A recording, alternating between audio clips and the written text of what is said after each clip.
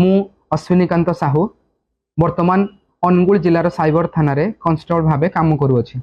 वर्तमान आपण कोनोसी ओटीपी न देई किंबा आपणकर कोनोसी क्रेडेंशियल न देई मध्य आपणकर अकाउंट खाली हे जाउछि।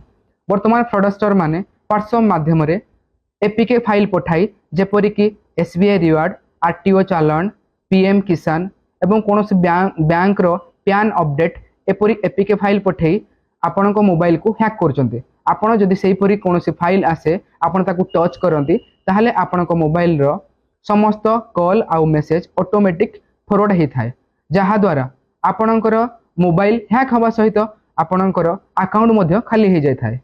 जदि एही परि कोनोसी फाइल आपणको पाखको आसे ताहले आपण सेथिरे टच करंतु नाही। जदि भूलवशत से फाइल टी डाउनलोड हे जायछि ताहा आपणको मोबाइल रे हाइड होई कि थाए एवं हाइड होई सेही आपणको रो समस्त मेसेज आउ कॉल ऑटोमेटिक फॉरवर्ड हे थाए।